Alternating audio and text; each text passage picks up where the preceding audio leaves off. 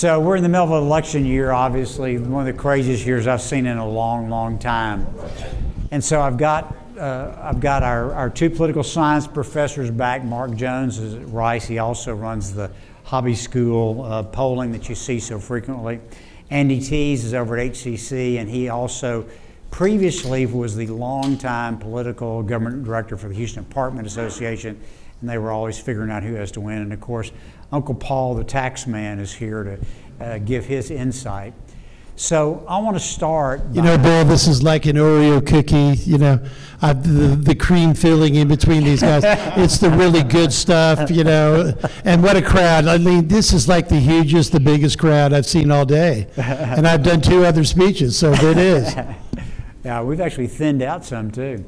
So I want to start with the primary election we just had, and I'd like each of you to tell me what surprised you about the results, and was there anything else besides the surprises that you think are noteworthy we ought to talk about? Andy, why don't you start down there and we'll come this way. You may. Yeah. Never try to share a microphone with a state senator, just so you know. I guess the biggest surprise for me, just in terms of what happened, would be Mr. Langton not even making the runoff in the Republican county judge primary. I kind of, is Orlando here this time? I know he was here at the last one. I kind of thought he might do better than some people anticipated, but I really thought it would be he and Mr. Langton in the runoff, and it's not. So that was interesting. The turnout I thought was particularly interesting. Not just how many people voted, but who voted. One of the things that we look at a lot at HCC, because I teach a lot of 19-year-olds, is the age distribution in the primary electorate.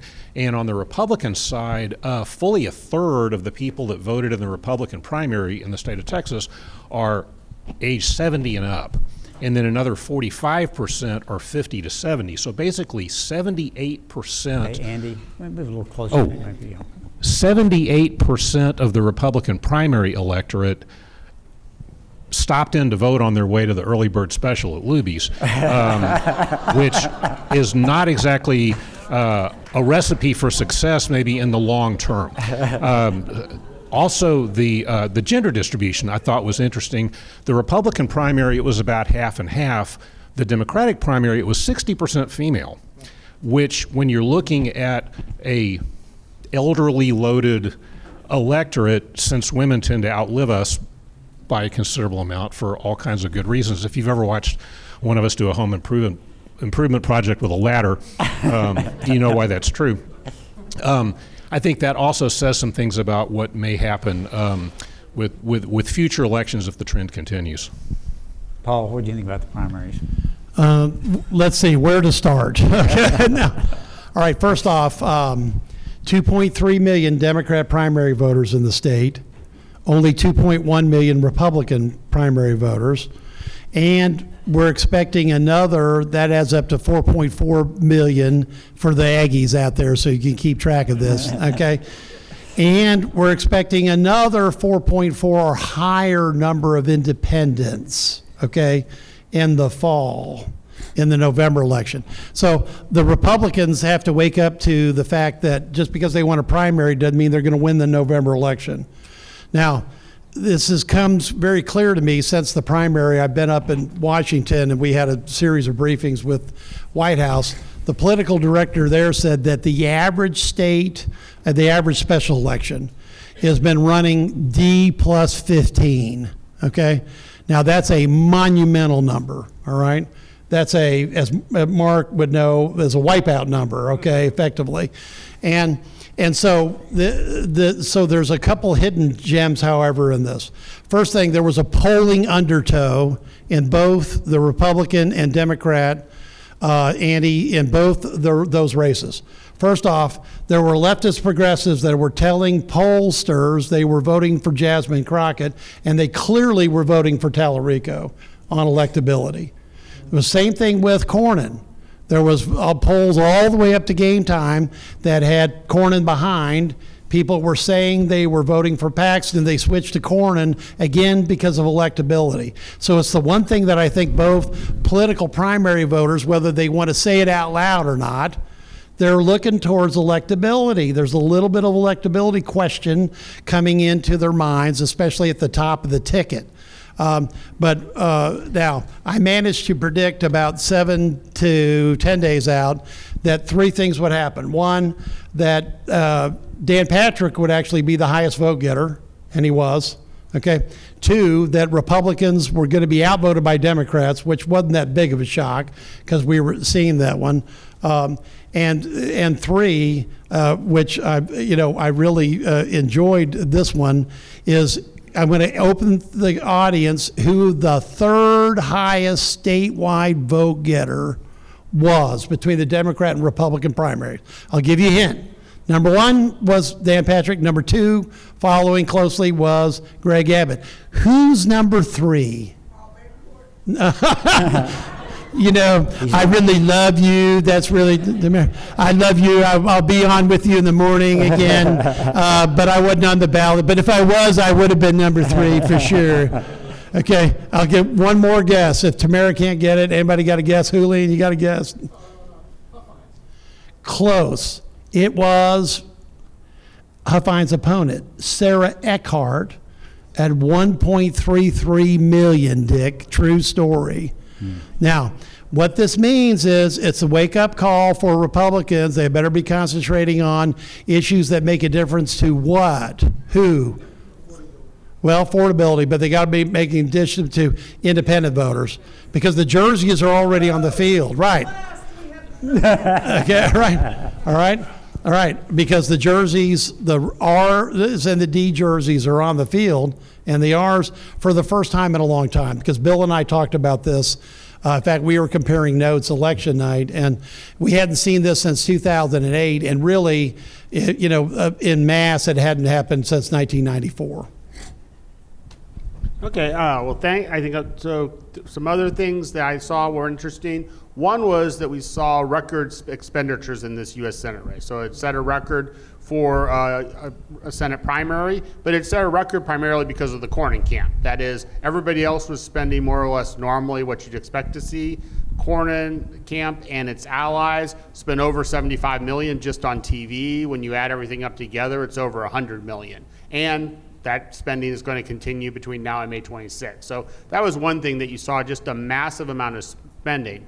And I think one thing we saw was that when spent right, and well, in that case, lots of it, it can have an effect. If you see where Cornyn was a year before, say in April, March of 2025, the gap was huge. And that's one of the things that I think caused Wesley Hunt to get into the race, because the narrative there was when we get to December, Cornyn will be so far behind Paxton that he'll have no choice but to drop out, and I'll be plan B. Of course, all of that money actually was able to keep Cornyn really close to Paxton, narrowing the gap where it was like single digits, and in the actual election day, he was able to eclipse that and finish slightly ahead. Another place where we saw money have a big effect was Mays Middleton. So back in the fall, Chip Roy was up pretty much in a class by himself in terms of name recognition and vote intention, and Middleton, Joan Huffman, and Aaron Reitz were pretty much unknowns. Most Republican primary voters throughout the state had no idea who they were. That was pretty much the initial reaction you received. Middleton very effectively spent the money, very efficiently spent it, and was able to leapfrog over Chip Roy and actually get into a position where I think he is now the strong favorite to win. Certainly, Roy has strong supporters, but he also rubs some people the wrong way. And I think Middleton right now is in a good position where we might have not said that last fall. The final thing, which was an interesting point, was that Governor Abbott handpicked Kelly Hancock to be his comptroller. That was done back in June. Hancock effectively had campaign resources, but got out of the gate kind of late. And I think the Hancock camp was thinking that they were going to be able to go into a runoff with Don Huffines, so they would have between March and May to effectively close the gap. Huffines spent a lot of money, started off with some strong name recognition, and was able to win outright by a substantial margin. And it wasn't really due to Donald Trump's endorsement. that probably helped a little bit, but Huffines actually did better in the voting before the endorsement than afterwards. Not by much, by about 1.5% or 2%, but certainly Huffines' ability to not only defeat Hancock, but to do so substantially in spite of the governor's support for Hancock was, I think, a big surprise for me at least. I was expecting Huffines to finish first, but not to get over 50% and therefore avoid a runoff. Yeah, that interesting between the dynamic between the governor and the controller. The next session is going to be quite interesting to watch. You'll have a ringside seat to that, Paul. So let's do some lightning round stuff. Cornyn versus Paxton, what happens? Start with you. Okay. Well, that's a tough one. I mean, I think absent Donald Trump's endorsement of any of the candidates, which seems less and less likely with every passing day, we'd have to say Paxton is the favorite as we move into May. Now, the Cornyn camp and his supporters will be spending a lot of money to try to close it, but if we see a traditional Republican May electorate, which tends to be a little more conservative and a little more Paxton friendly than the March electorate, the Paxton, I think, is in good position. The Cornyn camp is going to have to probably convince a greater subset of people that if you put Paxton at the top of the ticket, you not only run the risk of losing the U.S. Senate seat, but you also run the risk of down ballot factors. And I think that's something that people have to be concerned about. Not so much there's losing the U.S. Senate seat, but from if Democrats have enthusiasm, they have Tallarico and they think Tallarico can defeat Paxton,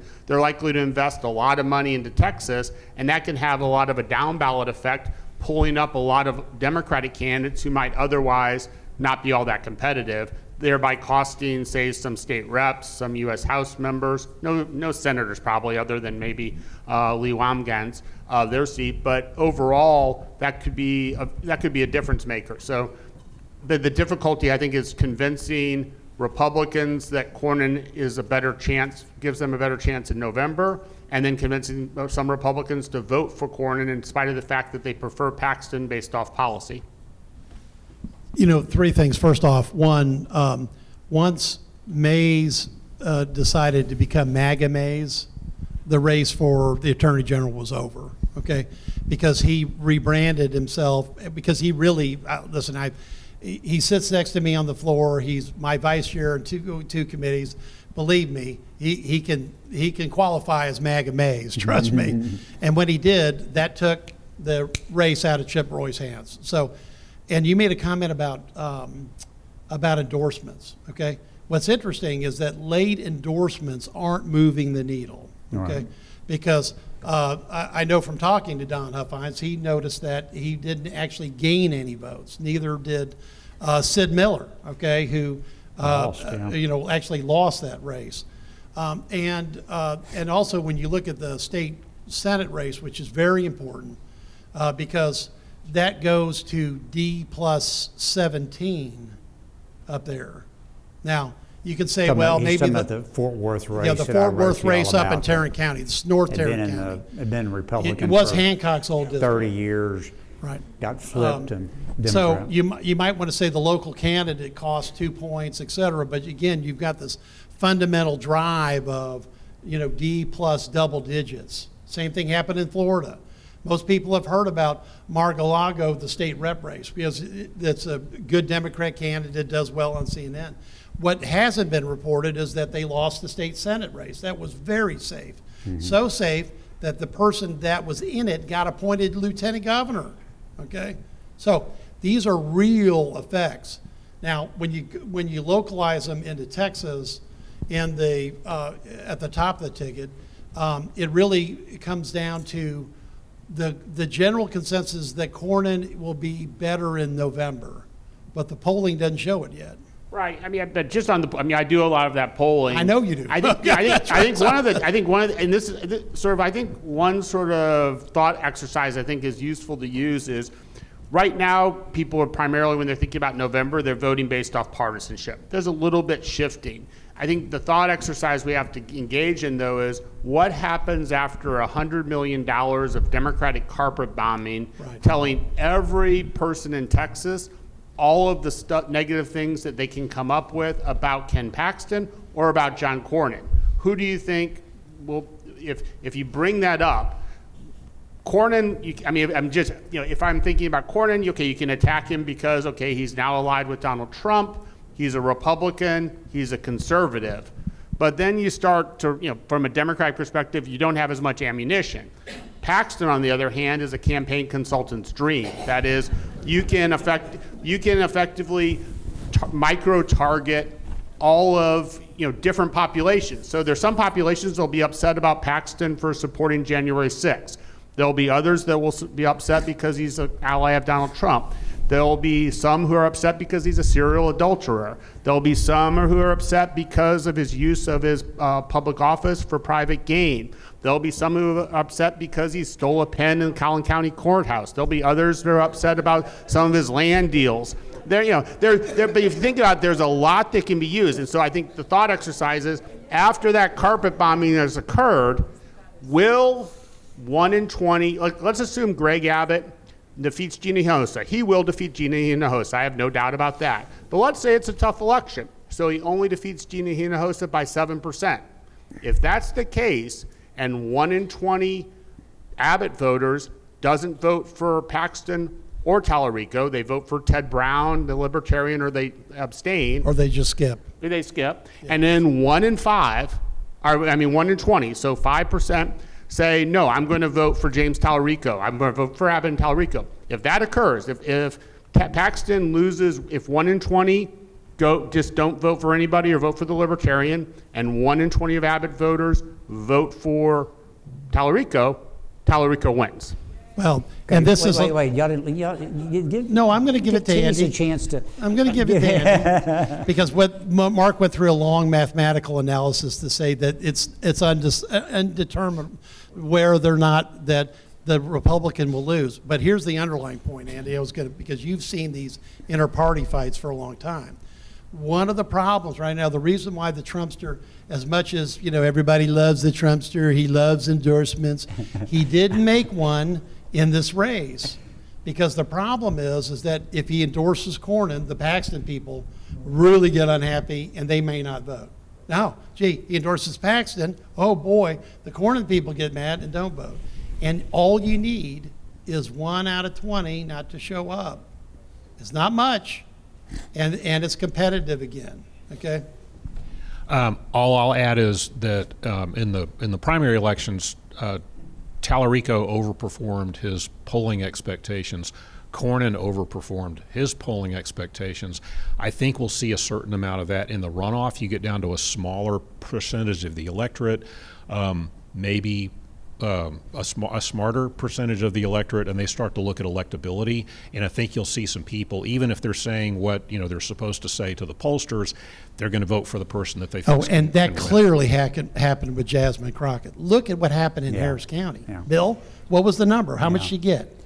52%. Yeah, it was she barely won Harris County, so clearly people were not telling you when you called. We had her winning. We only had her winning by 2 points. Okay, that's good. All right. In our poll. But that was winning, right? Not losing. It's winning, not interesting to me, losing, Mark. I've been watching the prediction markets a lot more recently, and a lot of times, Mark, I'm afraid they're actually more accurate than the polling. Yeah, that's right. And, because people are putting their gambling money up. Okay, but I was surprised. I looked this morning, and Paxton's a 3-1 favorite in the prediction markets right now, which I wouldn't have thought that. I'm thinking about going and putting some money on Cornyn actually. That's right. So let me ask you. The next question is: let's assume that it's Paxton and it's Tallarico.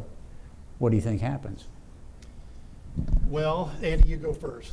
Sure. Closer. Sure. They used to say all politics is local. Now all politics is national. I think true. the winner of that will be determined by what's going on nationally, much more so than it will be determined by how much money gets spent in Texas and in campaigning and all that. Right now, President Trump's approval ratings are the lowest of his presidency in either term. The war in Iran only has 40% approval. And the thing about approval polls about wars, we're all in for wars when we first get into them, generally, because presidents have worked Congress, they've worked allies, they've worked the public, they've built up support for this. Oh, we hate the other guys. Look at the stuff we're blowing up. Everybody's all in. As they start to drag on, you see support for wars tail off. Well, now the president is starting way behind. There's not nearly the support for the war in Iran in the early stages where it should be the very most popular that it will ever be. Now, and I can't imagine as this drags into the summer and the fall, people are going to be more excited that we're at war with Iran and gas is $4 a gallon. So I think the national landscape is going to have much more to do with the outcome of the Senate election than anything that the candidates do. Well, listen, I was just in Montgomery County, this morning and started with the Republican convention in Harris County. I was driving in and in the middle of Magnolia, Texas, all the gas signs are $3.75 a gallon. Okay, now that's a problem. Now, when I was in Washington last week, we heard from multiple cabinet secretaries, et cetera. They were doing briefings, but the numbers that kept popping up were the Fox News polls and CNN polls, et cetera. For the immigration issue, which is still the number one issue on Trump's positive point, it was 39% of the folks that matter.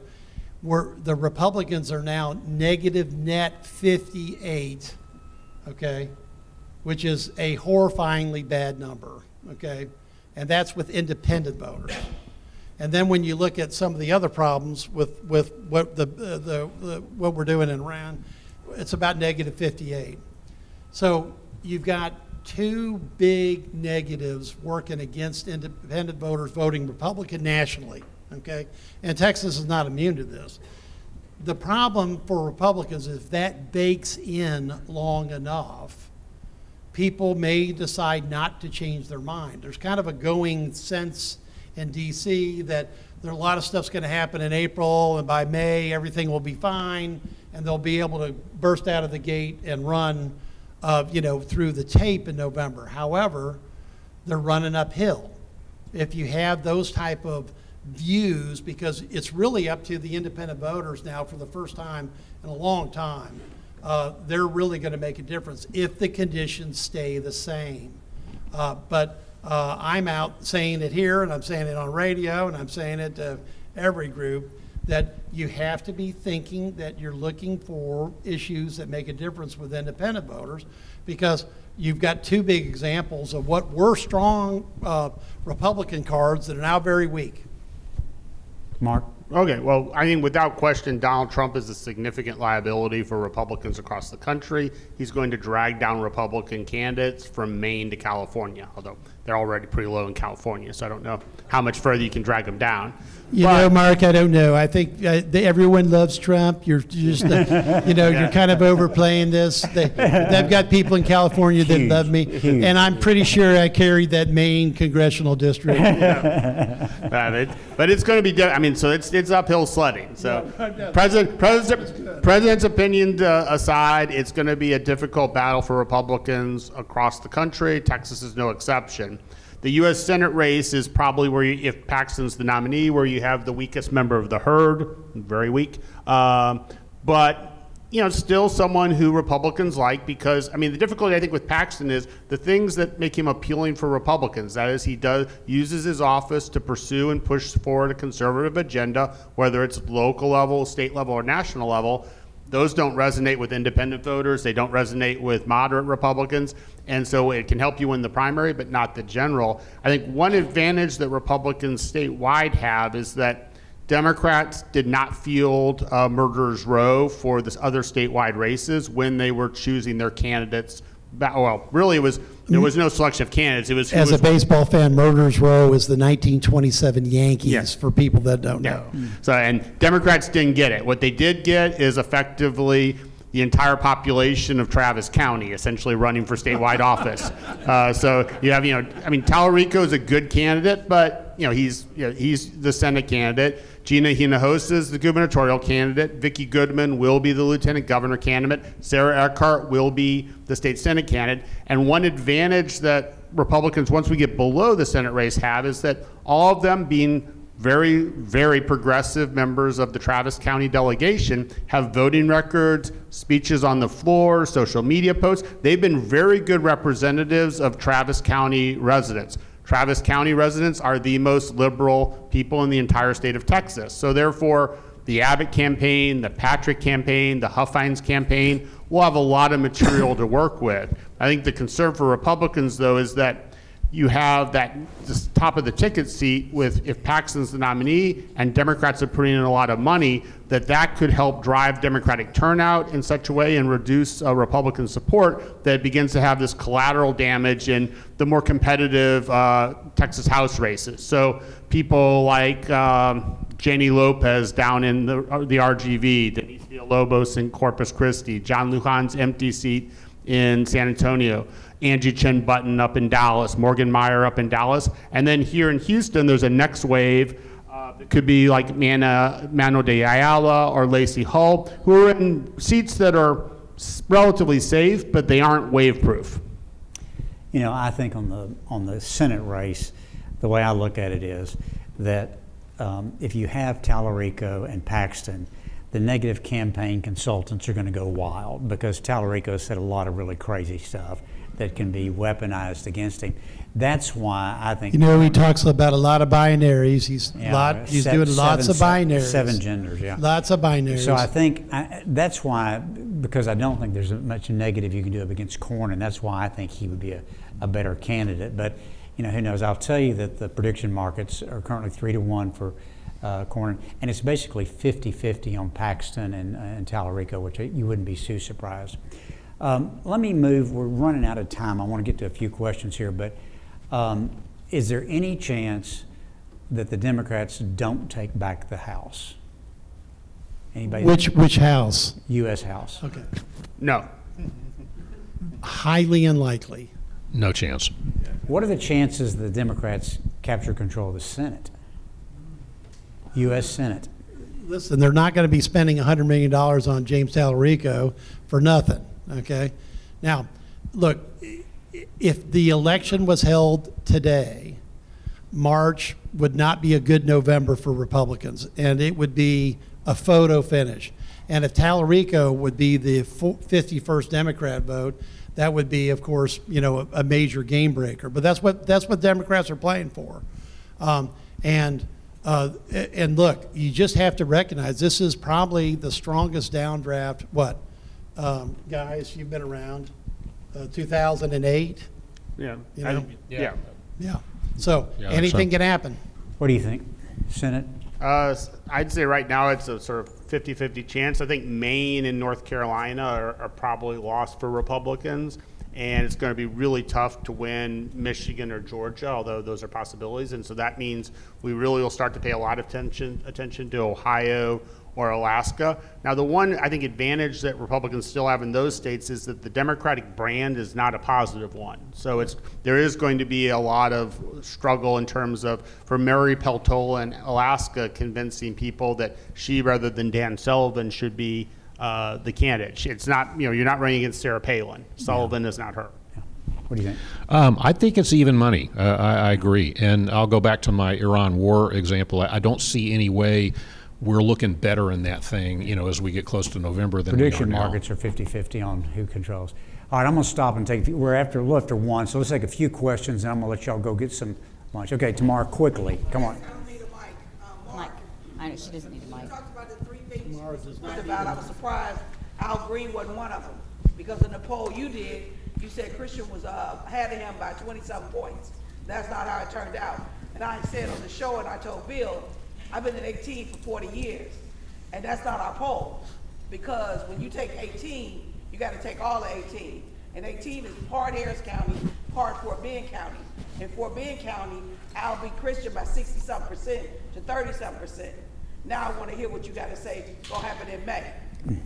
Okay, well, with the poll, I mean, we did do that poll before, well before early voting started. I think what happened was Al Green actually started to campaign for the first time in 20 years, and it actually worked. He was also very much helped by the fact that the Jasmine Crockett people were mobilizing a lot of infrequent primary voters. And when those people turned out to vote, the people that the person they were most familiar with was Al Green.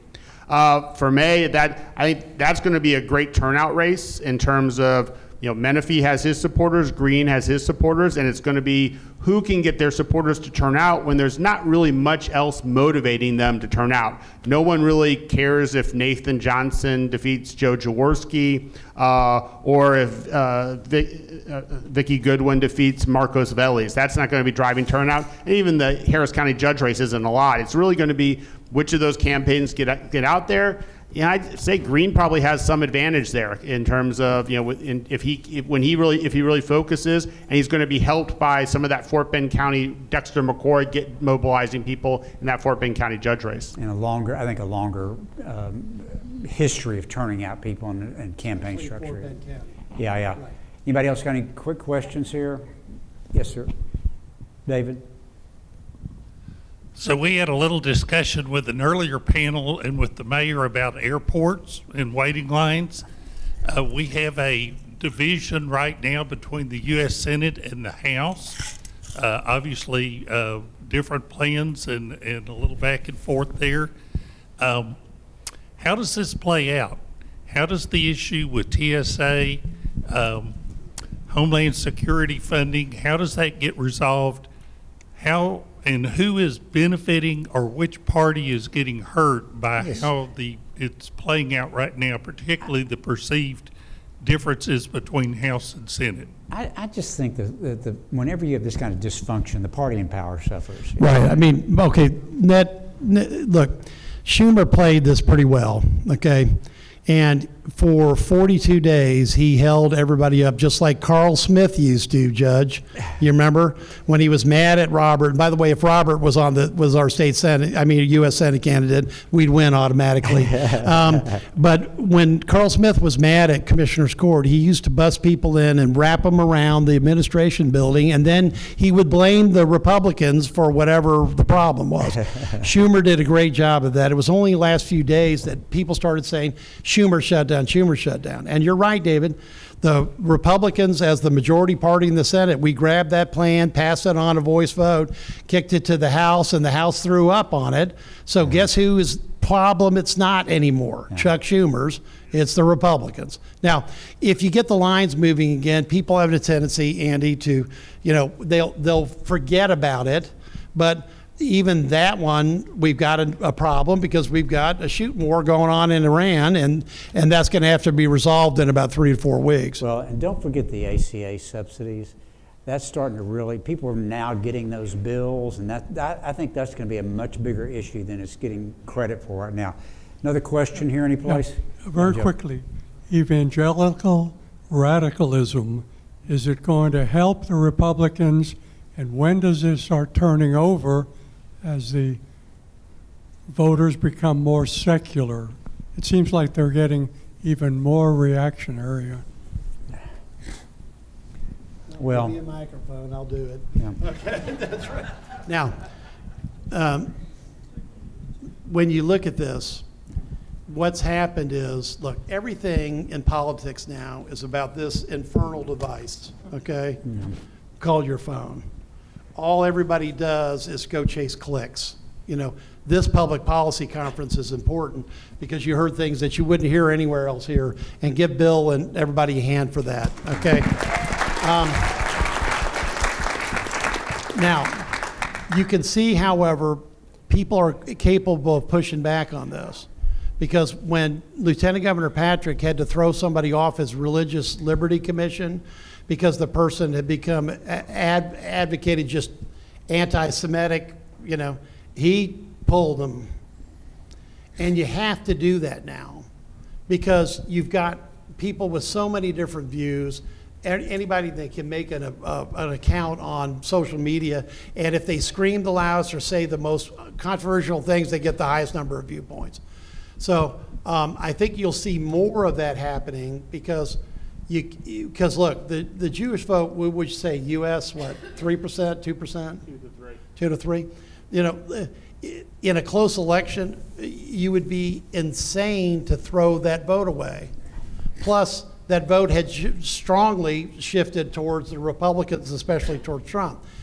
So as long as you have some leadership that says, I'm not going to tolerate anti-Semitism. And look, Dan, actually, we got a guy on the ballot who's running right now, Roe French, who Lieutenant Governor Patrick told him to resign, and because of that anti-Semitism. So you just have to say there's a limit. Look, as a Catholic, I always knew that if people were picking on my Jewish TSIP chairman, which was Gary Polland, okay, that the vice chair, Paul Betancourt, the Catholic guy, was right behind, okay?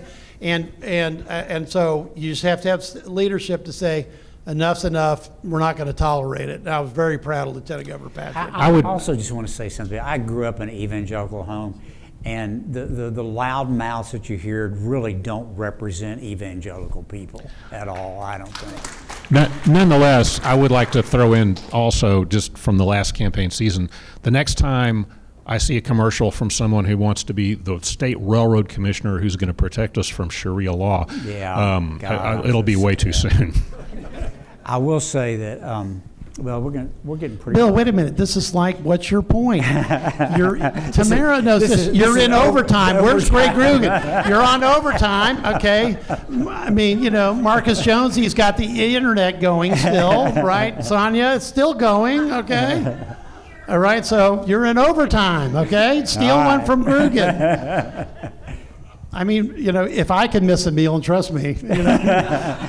All right, anybody else got a question before we break up here? Are y'all ready to go get some lunch? I think they're ready to get some lunch, Paul. All right, thank you all for coming. We'll see you in the fall sometime.